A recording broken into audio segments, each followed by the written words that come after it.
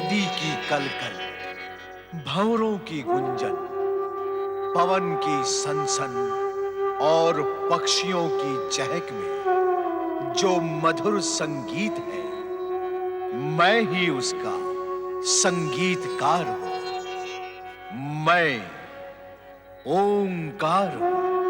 भोलेनाथ नंदी द्वारा पार्वती को गगन विहार के लिए चलने का संदेश भेजते हैं। दूसरी ओर देवर्षि नारद काशी के यज्ञकर्ता ब्राह्मणों को गजासुर रूपी संकट से बचने के लिए शिव भक्ति की प्रेरणा देते हैं। तभी गगन विहार करते शिव पार्वती ये दृश्य देखकर मात्र नारद के सम्मुख प्रकट होकर उसे चकित कर देते हैं। नारद शिव से प्रार्थना करते हैं कि वे ब्रह्मदेव के वचनानुसार गजासुर का वध करें, किंतु भोलेनाथ देवर्षि के निवेदन पर सहमत नहीं होते और उधर गजासुर वरदान पाने हेतु ब्रह्मदेव की अखंड तपस्या में संलग्न है। परमपिता ब्रह्मा जी का दूसरा आदेश। दूसरा आदेश? वो क्या है? उस आदेश का पालन मैंने पहले ही कर दिया है। परमपिता ब्रह्मा जी ने मुझे ये आदेश दिया था कि काशी के यज्ञकर्ता ब्राह्मणों को मैं भगवान भोलेनाथ की तपस्या करने के लिए प्रेरित करूं, जिससे गजासुर का आक्रमण होते ही भगवान भोलेनाथ गजासुर का वध करें। अर्थात गजासुर का वध भगवान शिव के हाथों होगा? हाँ माता, परमपिता ब्रह्मा जी की यही इच्छा है कि वे गजासुर को बातों के चक्रव्यूह में उलझाकर ऐसा वरदान देंगे कि उसका वध एक ऐसे व्यक्ति के हाथों होगा जिसने कामदेव पर विजय प्राप्त की हो। सुन लिया देवी, ब्रह्मा जी ने गजासुर को वरदान देने से पहले ही उसके अंत का मार्ग भी खोज निकाला है। नारायण नारायण, परंतु मेरी उलझन का अभी तक समाधान नहीं हुआ श्रीहरि। यदि मैं गजासुर को स्वर्ग पर आक्रमण करने से रोकूंगा तो उसका क्रोध काशी के निर्दोष यज्ञकर्ता ब्राह्मणों पर बरसेगा और उनकी प्राणहानि का पाप मेरे सिर लगेगा। श्रीहरि, मुझे इस अनावश्यक पाप से कृपया आप बचाएं। हम इस विषय में तुम्हें कोई परामर्श नहीं दे सकते नारद, क्योंकि यदि तुमने अपनी चतुराई का प्रयोग नहीं किया तो ये ब्रह्मा जी के आदेश की अवहेलना होगी और इसका दोष हम पर भी आ सकता है नारद। इसलिए तुम अपनी चतुराई का प्रयोग करके कोई सही मार्ग खोज निकालो। यदि इच्छा हो तो मैं तुम्हें परामर्श दे सकती हूँ नारद। माता, इसीलिए तो मैं आप दोनों की शरण में आया हूँ। तुम गजासुर को स्वर्ग पर आक्रमण करने से रोकने का कार्य दैत्य गुरु शुक्राचार्य पर छोड़ दो और काशी के यज्ञकर्ता ब्राह्मणों की रक्षा का उपाय स्वयं करो। वो कैसे होगा माता? क्या दैत्य गुरु शुक्राचार्य मेरी बात मानेंगे? नारद, यहाँ फिर तुम्हें अपनी चतुराई का प्रयोग करना होगा और वो तुम भली भांति करोगे, इसमें हमें कोई संदेह नहीं है। हम तुम्हारी सफलता की कामना करेंगे। जो आज्ञा श्रीहरि। नारायण नारायण। ओम ब्रह्मणे नमः। ओम ब्रह्मणे नमः। ओम ब्रह्मणे नमः। ओम ब्रह्मणे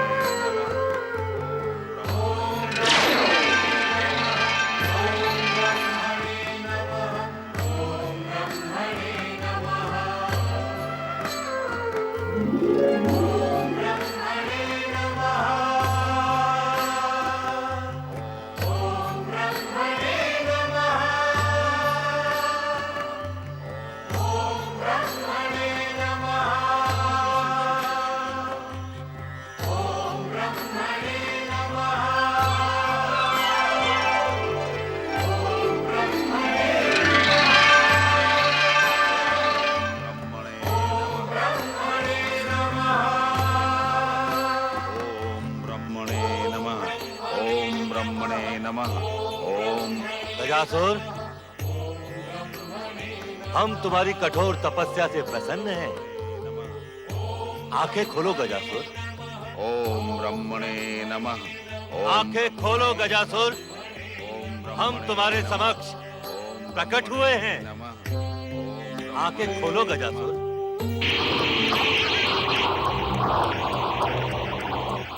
गजासुर, कुछ बोलो गजासुर। हम तुम्हें वरदान देने के लिए प्रस्तुत हैं। तो आप ही हैं ब्रह्मदेव। हाँ गजासुर। कितने कठोर हृदय हैं आप। मैं इतने कष्ट उठाकर तपस्या करता रहा। तपस्या करते करते कितना समय बीत गया ये आप जानते हैं, मैं नहीं जानता। मुझे इतने कष्ट देकर आपको क्या मिला ब्रह्मदेव? तपस्या जितनी लंबी और कठोर होती है, वरदान भी उतना ही उत्तम मिलता है गजासुर। हमने तुम्हें इच्छित वरदान देने का वचन दे दिया है। मैं सत्य कहता हूं ब्रह्मदेव, मेरा धैर्य अब टूटने लगा था और आप कुछ क्षण और न आते तो मैं विराट आकार बनाकर इस पृथ्वी को नष्ट भ्रष्ट कर देता। तुम ऐसा नहीं कर सकते थे गजासुर। समय से पूर्व और त्रिदेवों की इच्छा के बिना इस पृथ्वी पर प्रलय काल नहीं आ सकता। हम तो तुम्हारी तपस्या शक्ति की परीक्षा ले रहे थे। परीक्षा? हाँ, परीक्षा जो अब पूर्ण हुई। अब कहो, अपनी तपस्या के परिणाम स्वरूप हमसे क्या वरदान पाने के इच्छुक हो? मुझे अमरता का वरदान दें, मुझे तीनों लोकों का राज्य दें और एक ऐसा अतुल बल दें जिससे मैं अपने पिता महिषासुर की हत्या का प्रतिशोध अपने शत्रुओं से ले सकूं। जब महिषासुर का अत्याचार सारी सीमाएं लांघ गया था, तब उसका वध दिव्य शक्ति संपन्न देवी दुर्गा ने किया था। तुम उनसे कदापि प्रतिशोध नहीं ले सकते। यदि तुम उनसे प्रतिशोध का विचार करोगे तो स्वयं नष्ट हो जाओगे। तो पहले मुझे अमरता का वरदान दें। किससे कैसे प्रतिशोध लेना है वो मैं स्वयं देख लूंगा। नहीं गजासुर, अमरता का वरदान न हमने आज तक किसी को दिया है और न देंगे, क्योंकि जो इस जगत में जन्म लेता है उसका मरण निश्चित है। तुम कोई और वरदान मांग लो। मैं स्वयं अतुल शक्ति का स्वामी हूं। इच्छा अनुसार विराट आकार बनाकर इस पृथ्वी के टुकड़े टुकड़े कर सकता हूं। मुझे वरदान दें कि मेरा मरण किसी देवता, दानव या मानव के हाथ न हो सके। तथास्तु गजासुर।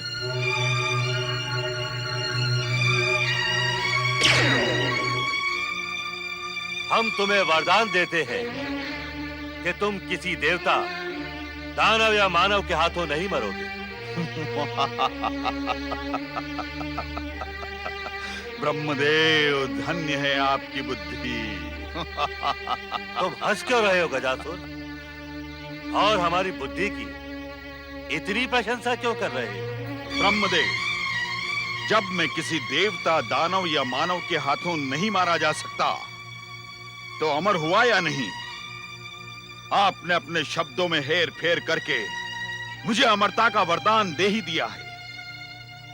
अब ये महान शक्तिशाली गजासुर अपनी शक्ति से तीनों लोगों पर राज्य स्थापित करके अपनी असुर शक्ति का ध्वज फहराएगा।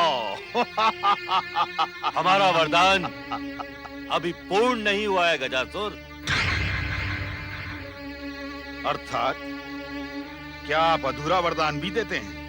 गजासुर, किसी देवता, दानव या मानव के हाथों तुम्हारा मरण नहीं होगा, परंतु ऐसी शक्ति के हाथों होगा जिसने कामदेव पर विजय प्राप्त की हो। संसार में ऐसा कौन सा व्यक्ति और शक्ति है जिसने कामदेव पर विजय प्राप्त की हो? संसार के सभी प्राणी कामदेव की शक्ति के आगे हारे हैं और हारते रहेंगे। इसलिए मैं मरण के भय से मुक्त हुआ हूं। अभी मेरा वरदान मांगना पूर्ण नहीं हुआ है ब्रह्मदेव। मुझे इच्छित रूप परिवर्तन एवं असुर सेना को उत्पन्न करने की शक्ति दें।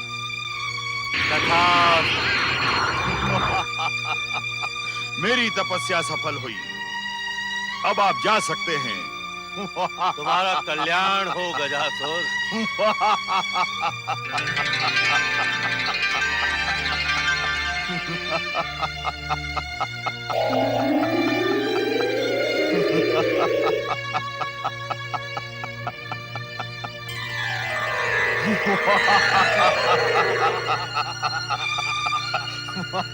संसार में मुझे कोई नहीं मार सकता।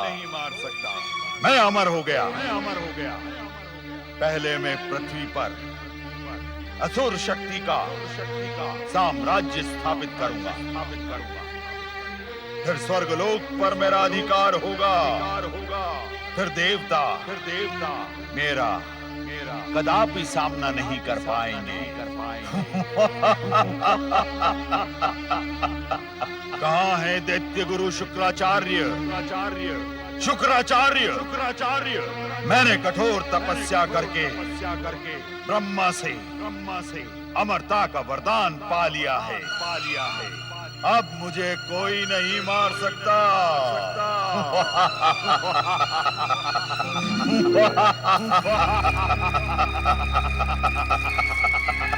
असुरवीर गजासुर, तुमने ब्रह्मा से अमरता का वरदान प्राप्त कर ही लिया। अब तुम दैत्यों के शत्रु देवताओं पर आक्रमण करके तुरंत स्वर्ग पर अधिकार कर लोगे, इसका मुझे पूर्ण विश्वास हो गया है। नारायण नारायण। दैत्य गुरु शुक्राचार्य, संभवतः आपको इस बात का ज्ञान नहीं है कि आपके शिष्य गजासुर को परमपिता ब्रह्मा जी ने क्या वरदान दिया है। नारद, इस समय तुम हमारे ज्ञान की परीक्षा लेने के लिए प्रकट हुए हो।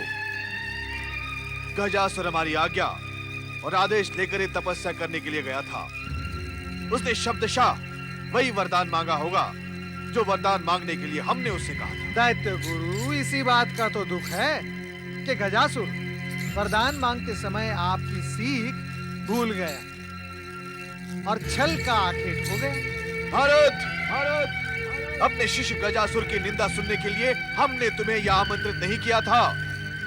हमें तुम्हारी कोई बात नहीं सुननी। तुम जैसे आए थे वैसे अदृश्य हो जाओ, अन्यथा तुम्हें हमारे कोप का भयानक परिणाम भुगतना होगा। नारायण नारायण। यदि आप दैत्य गुरु शुक्राचार्य हैं, तो मैं भी देवगुरु बृहस्पति का शिष्य और स्वयं देवर्षि हूँ। आपकी इच्छा होने के पश्चात भी आप मेरा कुछ बिगाड़ नहीं सकते। दैत्य गुरु शुक्राचार्य, मैं जो कुछ यहाँ कहने आया हूँ वो कह के रहूंगा और कहे बिना यहाँ से हटूंगा नहीं। और जो कुछ कहूंगा वो आपके और गजासुर के हित में ही होगा। शीघ्र ही कह डालो जो कहना है। नारायण नारायण। परमपिता ब्रह्मा जी ने गजासुर को वरदान दिया है कि कामदेव पर विजय प्राप्त करने वाला ही उसकी मृत्यु का कारण बनेगा। कौन है कामदेव को जीतने वाला? ये प्रश्न मुझसे न करके स्वयं से करे दैत्य गुरु। संसार में कामदेव पर विजय प्राप्त करने वाले एकमात्र देवाधिदेव शिव शंकर हैं। क्या इस सत्य को आप नहीं जानते? जानते हैं, परंतु ये भी जानते हैं कि असुरों के आराध्य भगवान शिव शंकर एक असुर का वध कदापि नहीं करेंगे। नारायण नारायण। भगवान भोलेनाथ किसी असुर का संहार नहीं करेंगे, परंतु उसका उद्धार तो कर सकते हैं। उद्धार? तुम्हें कहना क्या है नारद? काशी के शिव भक्त यज्ञकर्ता ब्राह्मणों ने भगवान भोलेनाथ को प्रसन्न करने के लिए यज्ञ अनुष्ठान प्रारंभ कर दिए हैं। भगवान शिव उन पर अवश्य प्रसन्न होंगे और उनकी प्रत्येक इच्छा पूर्ण भी करेंगे। उन ब्राह्मणों की इच्छा क्या है? उनकी एकमात्र इच्छा है अत्याचारी गजासुर का वध। गजासुर का वध? हम गजासुर को समझाएंगे कि वो किसी पर अत्याचार न करे। फिर भगवान शिव के हाथों उसके वध की संभावनाएं सारी समाप्त हो जाएंगी। नारायण नारायण। क्या अत्याचार किए बिना ही गजासुर स्वर्ग और पृथ्वी पर अधिकार कर पाएगा दैत्य गुरु? यदि आप मेरा परामर्श स्वीकार करें तो गजासुर के प्राणों की रक्षा हो सकती है। क्या है वो परामर्श?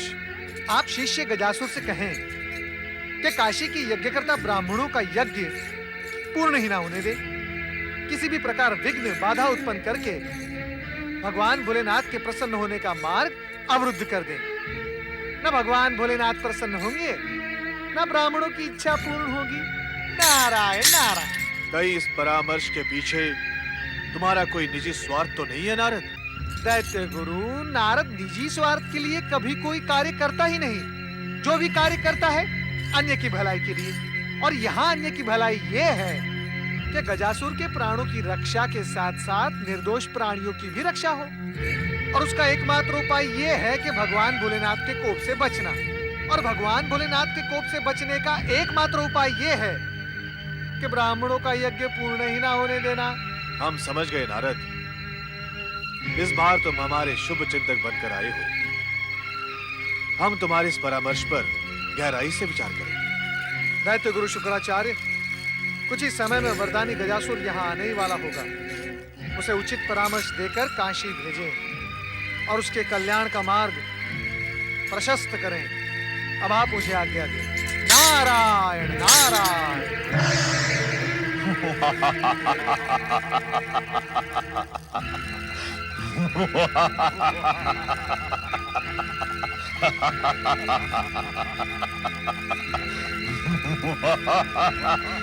दैत्य गुरु, मैंने आपकी आज्ञा का पालन करके ब्रह्मा से इच्छित वरदान प्राप्त कर लिया है। पहले ये तो बताओ कि क्या वरदान प्राप्त किया है तुमने? मैंने देवता, दानव या किसी मानव के हाथों न मरने का वरदान प्राप्त किया है दैत्य गुरु। अब मुझे कोई नहीं मार सकता। मैं अमर हो गया हूँ, अजय हूँ मैं दैत्य गुरु। ये तुम्हारा भ्रम है गजासुर। ब्रह्मा ने तुम्हें वरदान देते समय तुम्हारे साथ छल किया है। छल? कैसा छल?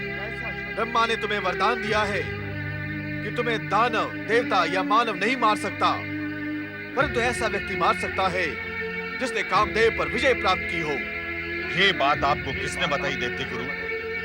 वरदान देते समय ब्रह्मा ने मुझे अवश्य कहा था कि कोई काम विजयी व्यक्ति ही मुझे मार सकता है। परंतु दैत्य गुरु, संसार में ऐसा कौन सा प्राणी है जिसने कामदेव को जीता हो? यहाँ सभी कामदेव की काम वासना के भोग बन जाते हैं। पाताल में रहते रहते तुम्हारी बुद्धि कुंठित हो गई है गजासुर। तुम नहीं जानते, कामदेव पर विजय प्राप्त की है हमारे आराध्य भगवान शिव शंकर ने। भगवान शिव? हाँ, तुम भगवान शिव के हाथों मारे जा सकते हो। मारे जा सकते हो। मारे जा सकते हो। मारे जा सकते हो। मारे जा सकते हो। मारे जा सकते हो। मारे जा सकते हो। मारे जा सकते हो। मारे जा सकते हो।